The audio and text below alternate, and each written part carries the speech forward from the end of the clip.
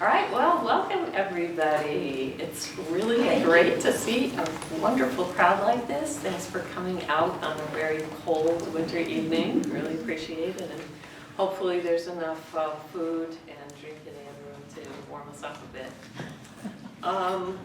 My name is Joni Fraser, and I'm the co-chair of the Thursday night series along with Karen Blum.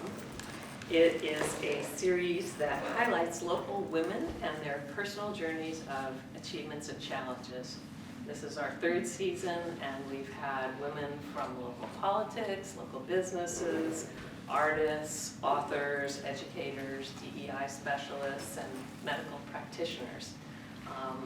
This is the start of 2025, and we'll have 3 other people speaking in the coming months. There's a flyer over there that you can grab so that you can find out more about them. Before I introduce our speaker, Nikki, I would like to just say a few words about the Women's Club because I see some new faces here, and you know, it's good to introduce you to a local institution. The Women's Club has been around since 1893, and that means it's over 130 years old. And when it was founded, its goal was to foster the interests of its members in literary, scientific, musical, historical, and other topics of vital importance, to promote culture and cordial personal relations among women, and to contribute to the welfare of the community. Well, the topics of importance may have changed, but those are still pretty much the goals and the nucleus of its mission. The club does a lot of community funding. They do 2 scholarship grants a year to Amherst High School students, and they also fund and promote local charities like the Survival Center, the Boys and Girls Club, etc. This is a building this was built in 1865 and donated to the club in 1922. And one of the missions of the club is to keep this building going, you know, to keep it in good shape and to renovate it and to, you know, modernize it as well. So tonight we are super excited to have Nikki Maloof with us here to share her artwork and her journey as an artist. Nikki lives in South Hadley. But basically she lives across the street from me and Cheryl, which across the street being 116 for me. But Nikki is a very well-known artist who exhibits nationally and internationally, including Los Angeles, New York, Tokyo, Milan, Belgium, and right now the Periton Gallery in Paris, where she currently has 17 paintings shown, and I believe she'll introduce that to us tonight. So, if you want to view them, you have to go to Paris, and you have to go soon, because the exhibit ends on January 25th. I've only seen Nikki's paintings online, except for her remarkable work painting her living room in her home in South Hadley, and it really is amazing. I really love the colors, the symbolism, and the playfulness of her work. I think they really invite you into a world that can engage with you in your mind and in your heart. And she's well known, and she's been covered in publications like the New York Times, Vogue, and Forbes. And I think she recently designed a scarf for Hermes. So I, for one, cannot wait to hear and see more about Nikki's life and work. So with that in mind, please welcome Nikki Maloof.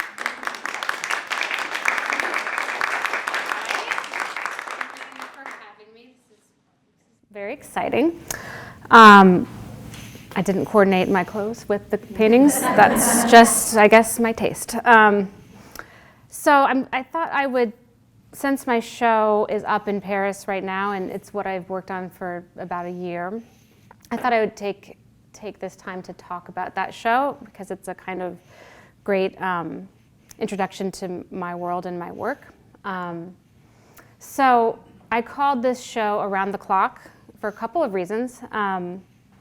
One being that the show, I think of the show as kind of like a scenes within a day within a home. And each painting is sort of a different time of day, it's a different space within the home, and it sort of reflects time moving. But in addition to that, around the clock is also kind of like a phrase that I think about relating to like motherhood, how you're never really off the clock as a parent. And in addition to that, you're also never off the clock as an artist. And so those two kind of worlds colliding and cross-pollinating is really the kind of basis of the narratives that happen in this show.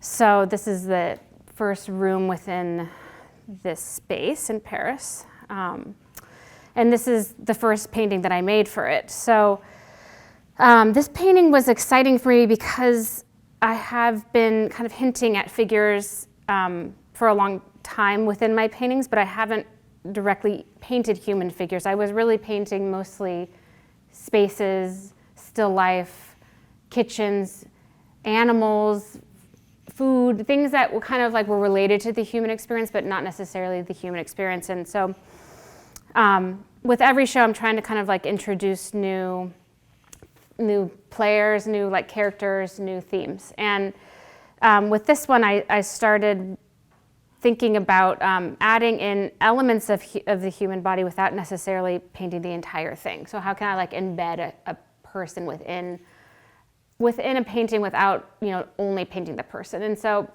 that was the kind of like the initial thought about it. But in addition to that, I think it's always important to say like that the ideas around paintings often start in like really simplified and kind of like basic ideas. Like I might think, I really want to paint like with this particular color of pink. And that's like really, you're kind of like following these little crumbs that lead you somewhere.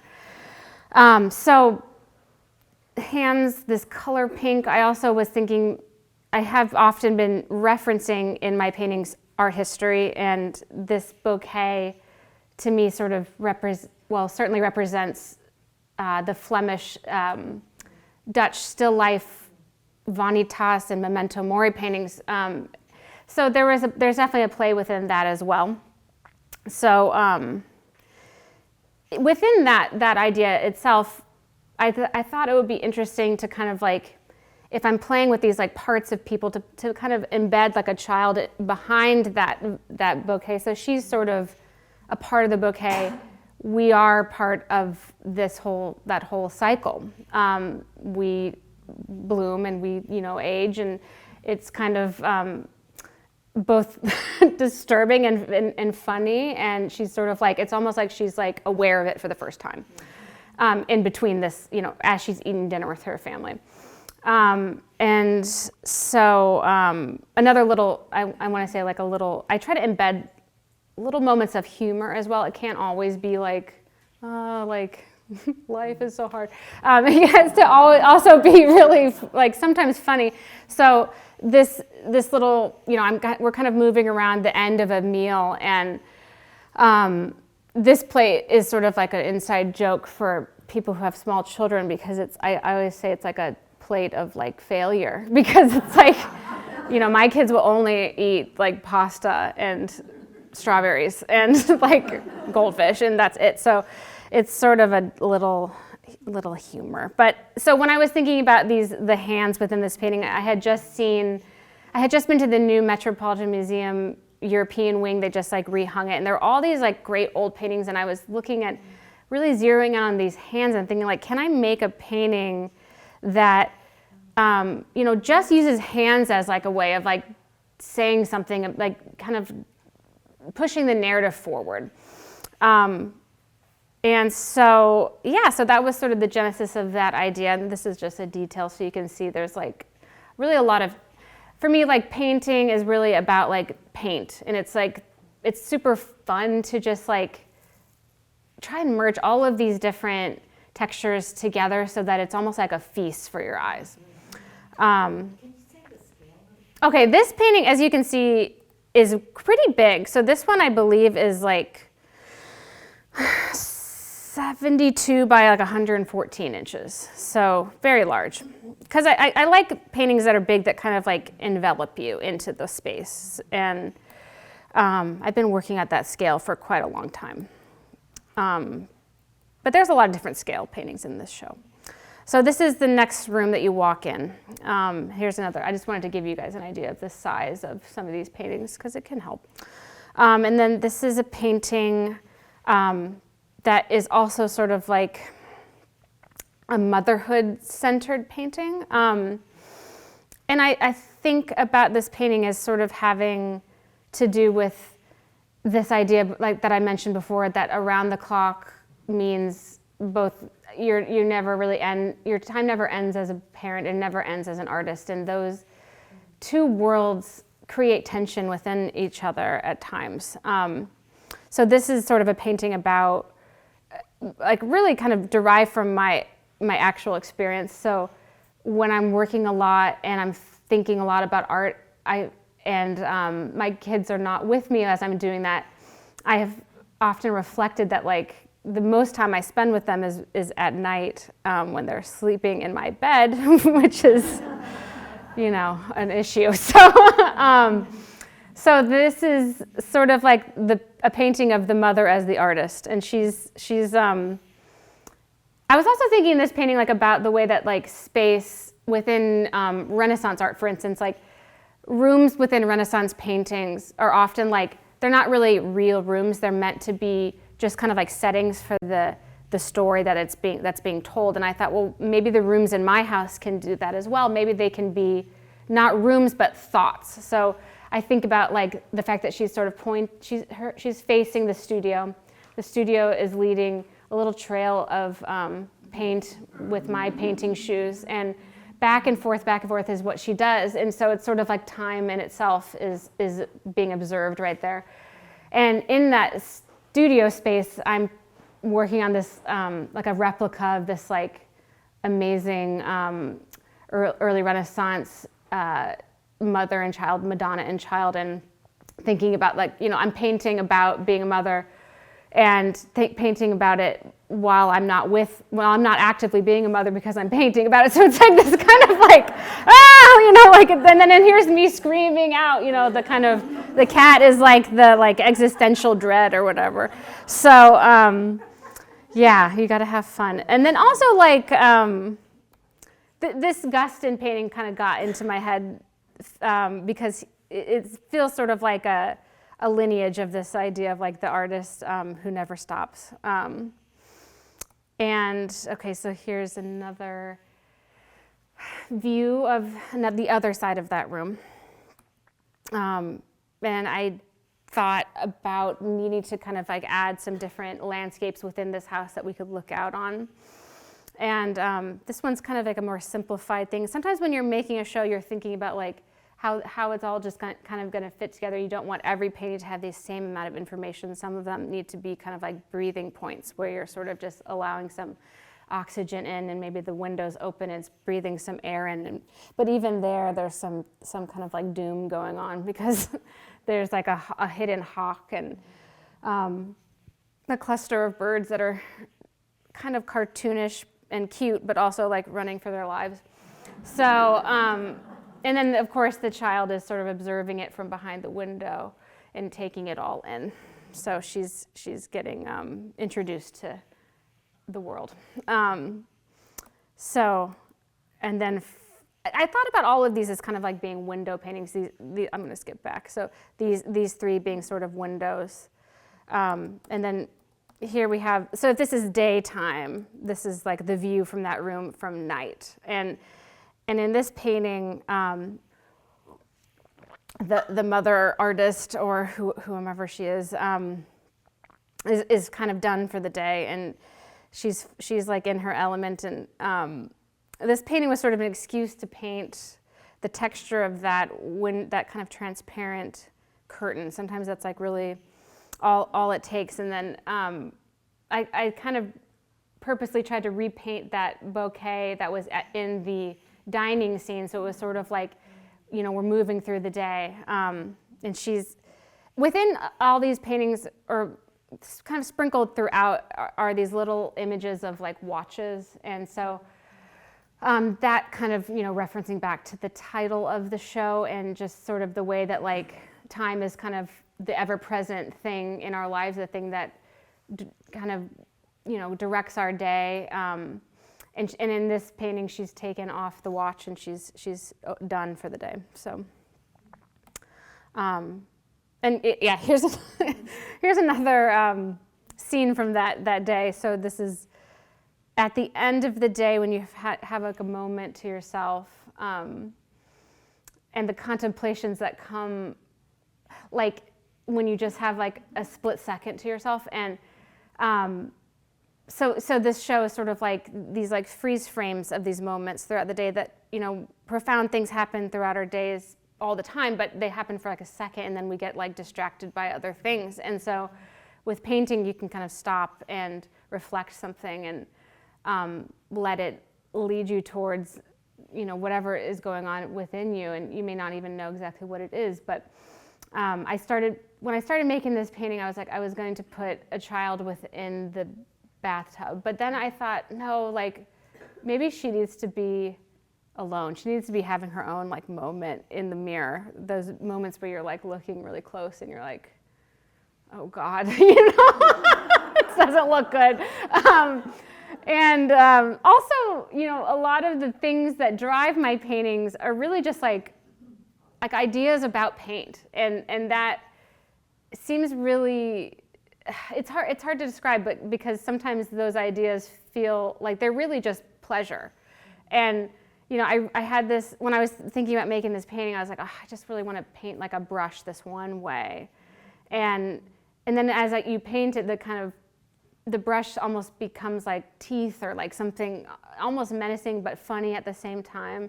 And I don't really know like where that stuff comes from. It's sort of just within. And as much as these paintings are about like ideas, I mean, they really start in such kind of like, simplified manner. So I think it's fun to talk about that because I feel like sometimes when you confront art, it's like, oh, the ideas, they're so big, but like I can't go there first. I have to go somewhere that I can like get locked in or something. I have to go somewhere that feels fun, and fun is like totally not talked about enough in art. And so back to like this idea of like the kind of gesture of the hand, like how much can you say with a hand, And so she's sort of like gripping it. She's got like a fist. So she's like mad at, I don't know, the world.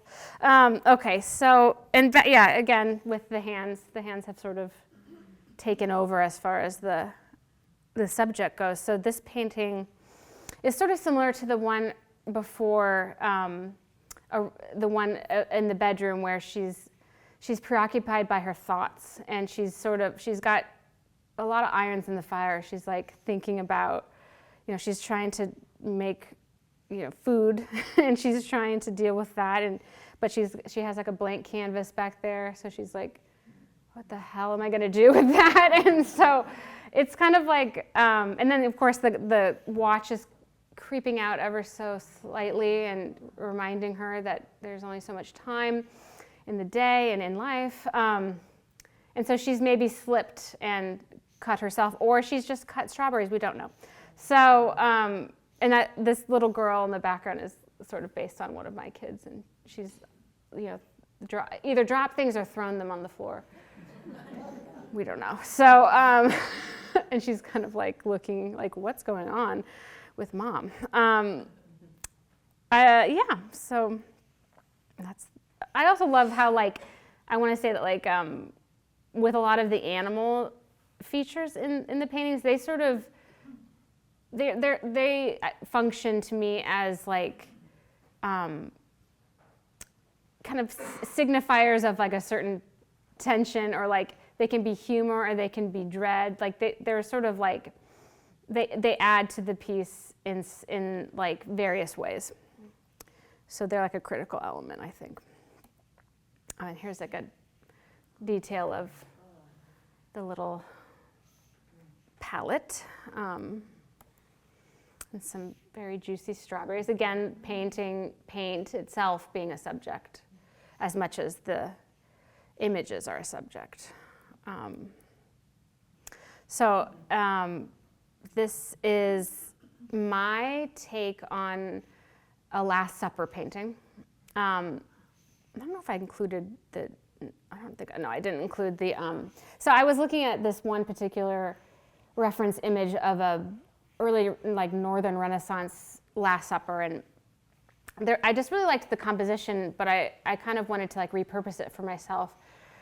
And so I thought it would just be like a really funny kind of motif to play on, because motherhood is also sort of like a sacred realm in society, and it's something that like, there's like a holiness to it. Like I love that the Jesus figure is like a breastfeeding mother. Like that's the most, that's like, you have to do that, obviously. And so this dinner, this is my idea of like the Last Supper, but it's like a women going out for the first time after having children.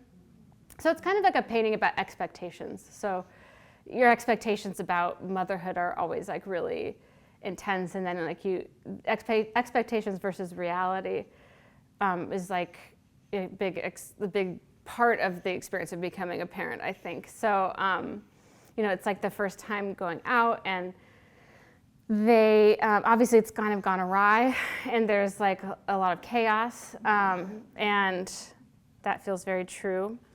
And also, like, how much can I do without really showing like a head on anything? Everything's sort of cut up and chopped up, and that's like sometimes like a fun formal idea like that. Like just, it's almost like a game, like how much can I get away with? That painting, this part of the painting was like referencing the Northern Renaissance painters, because they were always the Mary painters the Mary paintings that they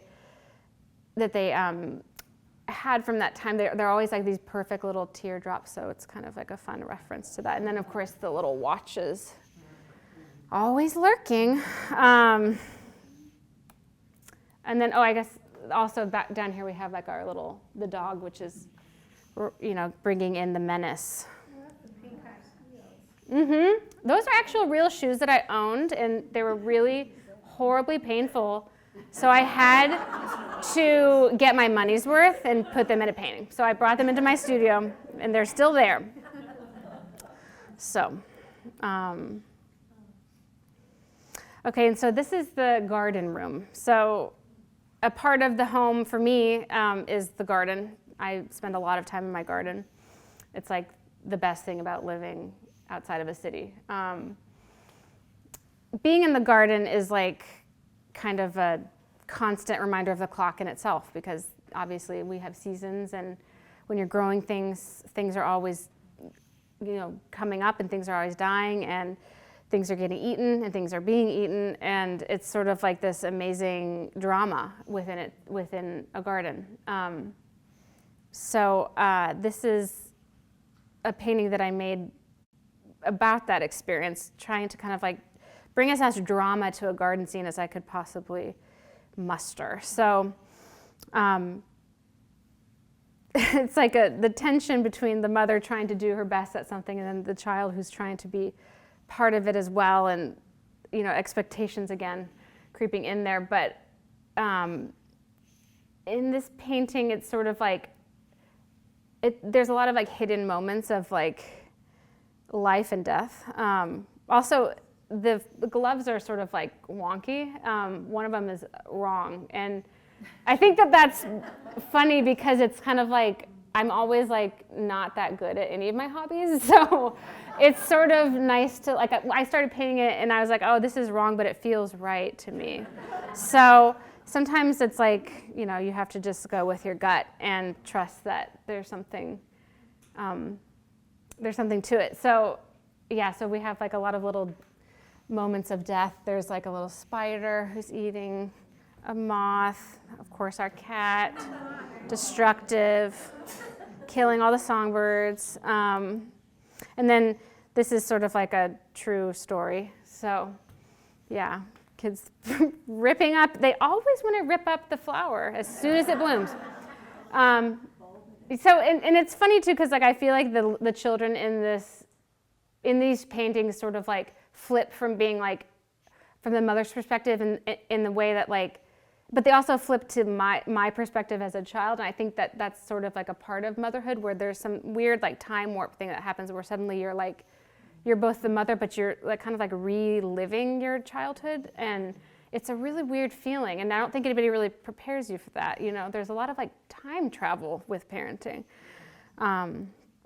And so this is another garden painting. This one is, I thought about this one as being sort of like a life cycles that are sort of like intertwined. So in this painting, there's like, I think it's funny, like when a painting is sort of like a child could understand it. Like, okay, we're gonna break it down to like, you know, the life cycle of like a butterfly. So we have like eggs, and we have caterpillars and chrysalis and the butterfly, and then it gets eaten. So, and then behind her is like the mother, and she's sort of like watching her children, and she's also sort of like a circle, and she looks a bit like kind of like distraught.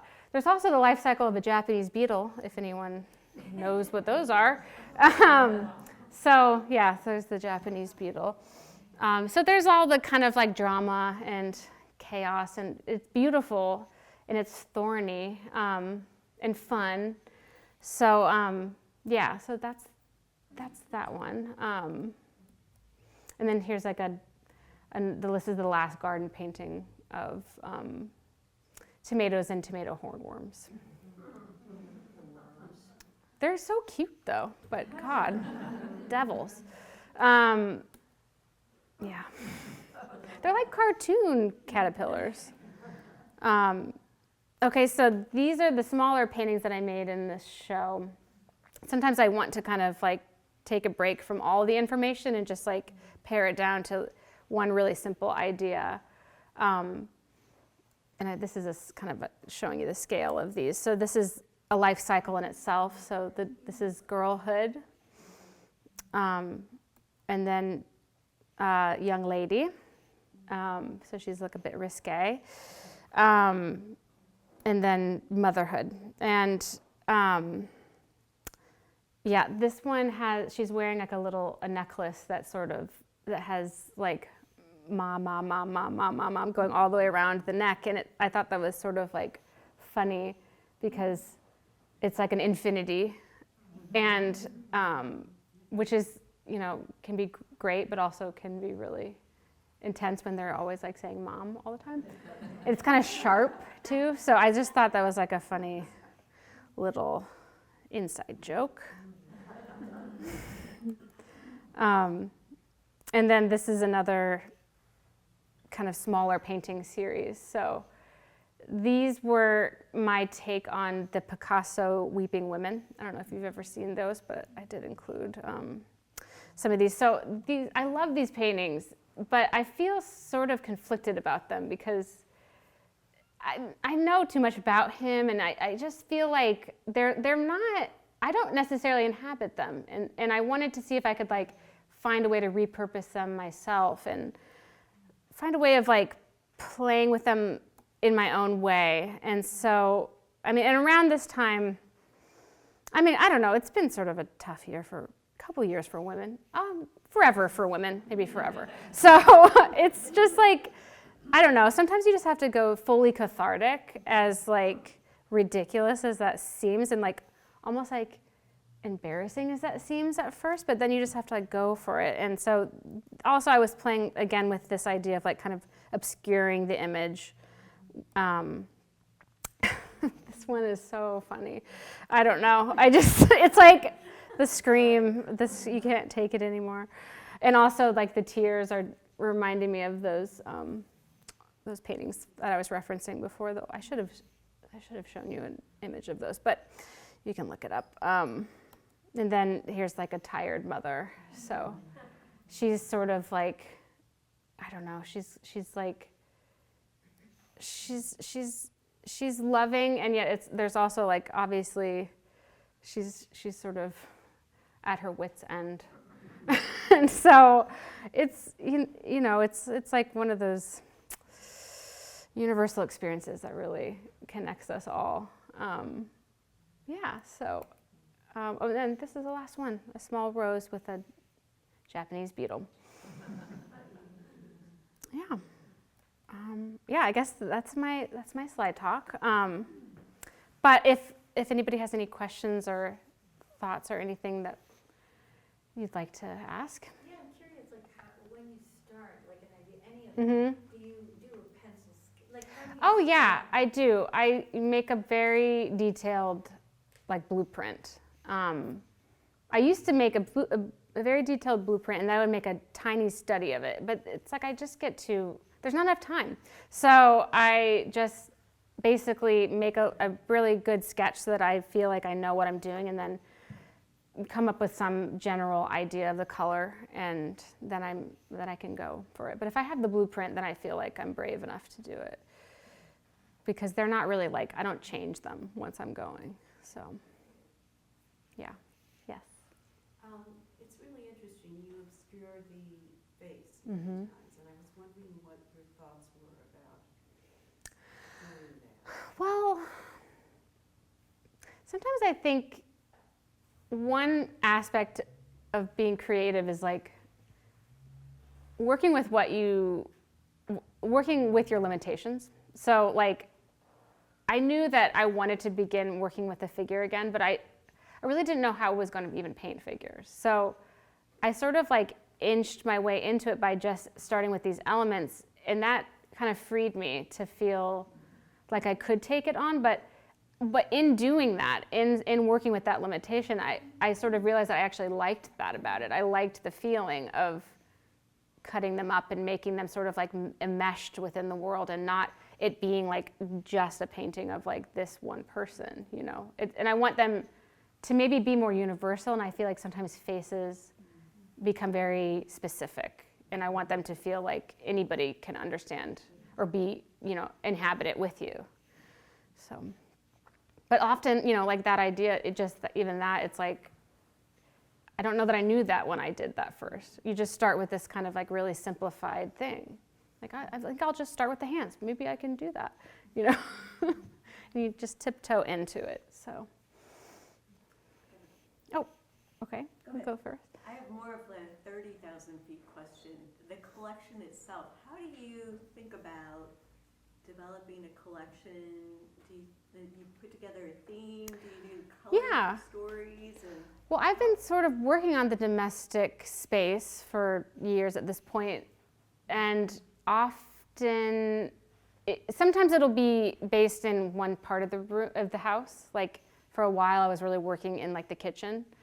But this show, I really thought I wanted to kind of move throughout the home. I want each painting to represent a room, and that sometimes for me, I do need an organizing theme. I need to have some kind of very simple idea of so that I can jump in. Otherwise, it's well, I don't, it's I don't know what to paint. And often too, a painting will inform the next painting and then the next painting. So sometimes you just have to start with one idea and let that sort of push you forward. Okay. Yeah.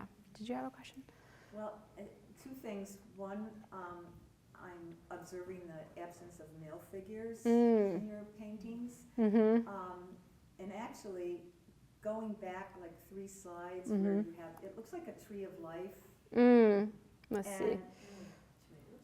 Is that the tomatoes? Oh, the tomatoes, yes. So Mm-hmm. when I looked at that, I thought, oh, that really reminds me of an Adam and Eve Mm-hmm. painting. And I thought, well, maybe there's a man and a woman. Those feet are kind of genderless. Yeah, actually, I think of it as a mother and a child. Yeah. Yeah, men don't really factor in my world.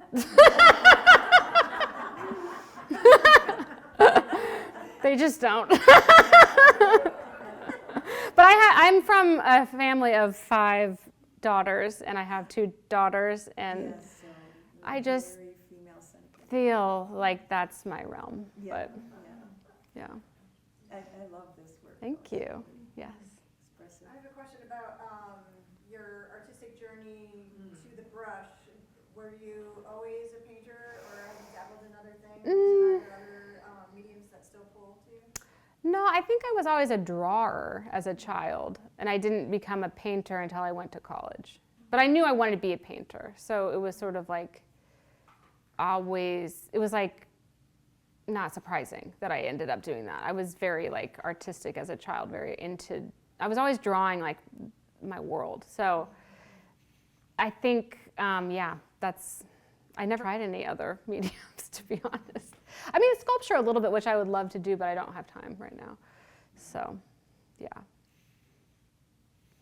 Were there other artists in your family? My mom was very artistic, but she didn't, she had 5 kids. She didn't really have a chance. But she's really artistic. I think she's definitely like where I inherited it for sure. Yeah.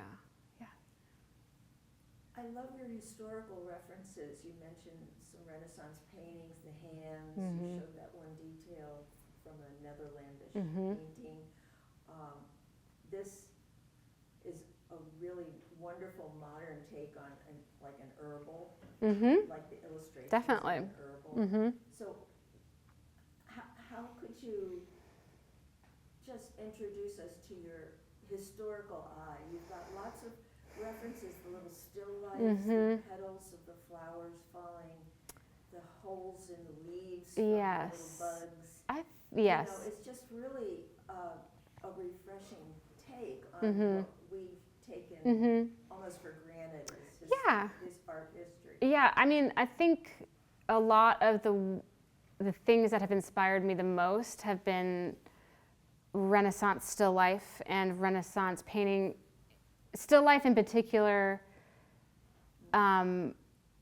because it almost like became like a challenge. Like, how can I like animate because sometimes those still lifes, like especially like like a fish still life or like food still lives, they're sort of like they're very inert, and I wanted to kind of like make them alive, and so that is my thinking as far as like borrowing from that. But I think for me, painting is always like a big mashup of all these things that you love. And like a painting is sort of it's not dissimilar to a home, because you collect all the things and your experiences and all of the stuff that you love, and you kind of curate it. And so it feels those things feel very combined. Well, thank you. Thank you very much. Oh, yeah. I'm really enjoying the bright colors and the smooth textures and silky fabrics. Does that come from someplace? Is that what this exhibit? I definitely am like, I was saying to somebody earlier, like I feel like I have like an internal palette that I can't escape. And as you can see. And for me, the color, but it's not just that. Like I think about the color as sort of adding a different, like if a painting is music and you're trying to like create a lot of different sounds to kind of like, make a song, and sometimes the song is a mixture of like, 2 different sounds that kind of crash against each other.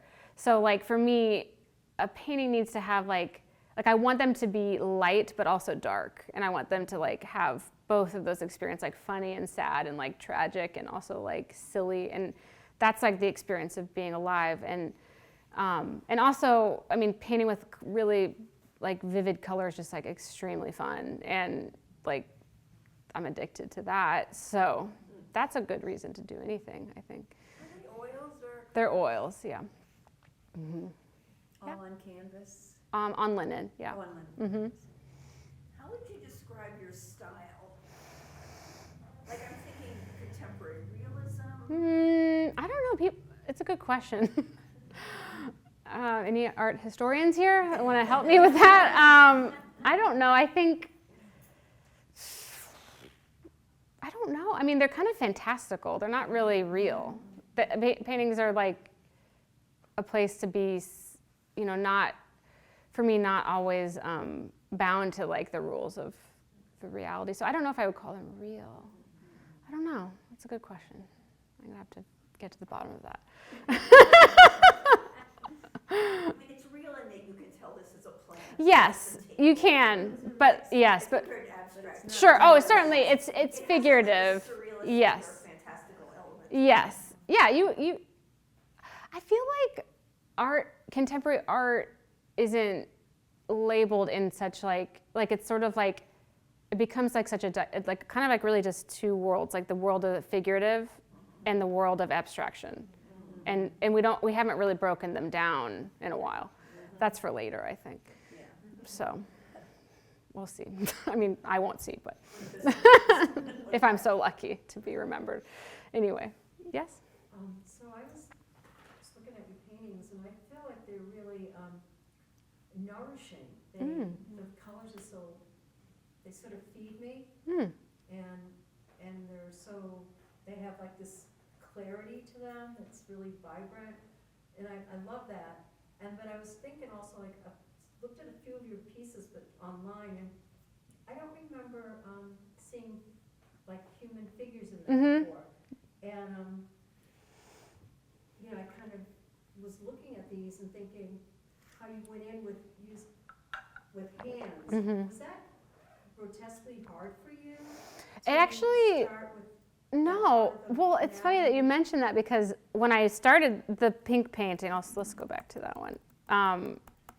That was the first painting I did, which was also huge. And I was like, this is maybe a bad idea to like start painting hands. You haven't painted them in like 20 years practically. Like, sometimes you do have to like be risky, I think, and figure out how, you know, I don't know necessarily they're not anatomically correct, and I don't know, like it's like a new challenge. Like every form is a challenge. Like, how do I depict a hand in my world? There isn't like a right or wrong way, but you want it to like, for me, I always want to introduce challenges, and that one seemed like one I could deal with, and then it kind of like led to the next one, and led to the next one. But yeah, I haven't painted figures like this in a really long time, so it's a kind of a fresh new thing for me. But thank you for saying it's nourishing. There's a lot of challenges in that. The perspective, the plates on the table, where they are, and all of that. So it's not just the hands. No, it's not. It's not just the hands. You're right. Yeah. I also really was interested. It's a great show. I was interested in the time. You know, this theme of time. And people wearing watches. And in some ways, the watches are old watches. And there's so much on managing time and time management programs. And I'm just curious, as an artist, you've mentioned several times, I don't have time. I didn't have time. Yeah, exactly. And it seems there's some way you're saying, yeah, you can't really manage time. I mean, you think you can, but... No, that's true. You can't, definitely. That's a tension. That's a tension that I think, the paintings are never quite too sweet. You know, there's always like something sort of lurking. And for me, that's time. So it's, yeah. So as a mom and an artist, have you figured out some way to find time? I mean, obviously you have. I'm always trying to make peace with it. I mean, there is just not enough time. And you always feel like you should be doing more, and whether that's parenting or art or whatever it is that you do. So it's a constant battle, I think. And probably also one that's like sort of cultural, you know. I think we really like to work too much in this country. And I don't know how to deal with that. And I think also there's like a tension between time and parenthood where it's like, there's a lot of like, I think there's still a lot of like expectations on a mother about, you know, what she should be doing. And sometimes it feels like I'm painting about my kids, but like, should I be with them? You know, like, like you have a lot of thoughts like that when you're alone a lot in the studio. So there can be some like times where you really question, what are you doing? You know, like what's the right thing to do? I don't know. So I just paint about it. So, yeah. Is your studio in your house? It's behind my house. Oh, so you have to go outside. I have to go outside and I have to walk So to. the kids don't come in. They're scared to go back there. Not because of me, but because it's like just far enough distance, and they're like real scaredy cats. They don't like, They won't. Garden's probably in between. The garden is, and like sometimes we'll have like a bear come through, and so they will not venture usually. Yeah, it's far enough away. But no, they do come sometimes, but that's tricky having them in there. Anyway, yes. I really love the humor in your paintings. Thank you. And also, the way that you paint also reminds me a little bit of like comic books or Disney. Yeah. But it's not. I don't know. There's like I think maybe intention that you talked about too. It's funny, but it's not funny. Yeah. I'm wondering that influenced you. Or Definitely. I think I want to make a world that is inviting and like also like a world that like a young person would also be interested in. Like there's something about well, I feel like when you're referencing art history, you don't want it to get stodgy and like kind of like feel I don't want it to feel nostalgic. You know, I want it to be like specific to something else. I want to take from it what I want, but I also want it to feel, you know, like full of life. And I think some of the fun of painting is like kind of combining all those languages and like music. It's like you're combining from different eras to sort of try to get at something that feels like now. And there's so much to draw on too now compared to like other times in history that it's like it's like information overload sometimes. So, but yeah, I think having like kind of like I think for a while like I was like afraid to even like go there as far as like cartoonish or like even children's book-esque because like that felt sort of like not serious enough. But then I was like, that's not really fair because that stuff it's also such a big part of culture and like and of my life and things that I actually really enjoy. And I think like sometimes you just have to like go like just be really just be honest with what you like and just go for it, you know, not care about what somebody else might think about it. So. Questions? Do you have a community of other artists? I do. Is there ever a time or a space where you can all be together? Yeah, but they're all in New York, so I have to go there. But that's okay because I can go there by myself. No, I mean I think I really spend most of my time at home. So I do have a community, but they're mostly they're not here necessarily, but we all are really connected. I mean, I spend a lot of time just like sending images to my other artist friends, being like, "What do you think of this?" And they're like my editors. So, I mean, that's the nice thing about being able to be connected to so many people. It doesn't really matter where you live, and that wasn't the case for artists for most of history. So I feel very grateful for that. Yes. What brought you to South Hadley? Well, my husband is from Granby. So when we moved, we just happened to buy a house there that was like, just the house that we fell in love with. And yeah, that's just it. It's not that,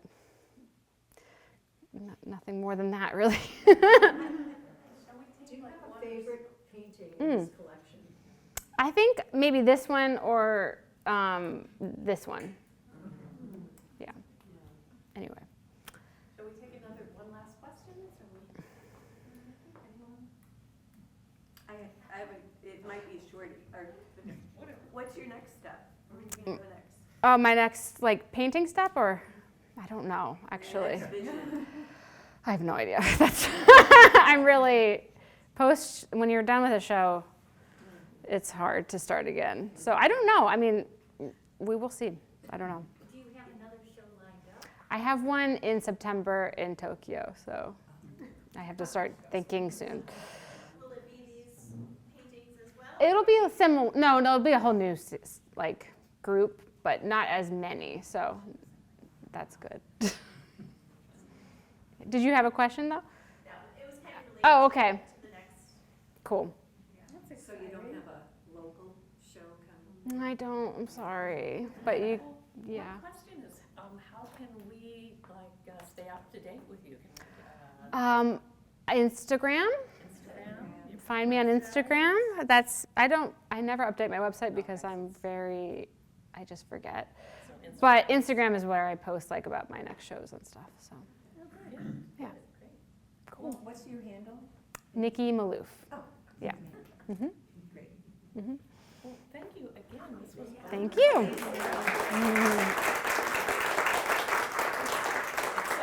It's such a treat to be able to enter a world Thank with the you. artist. Well, around this area has influenced my work tremendously.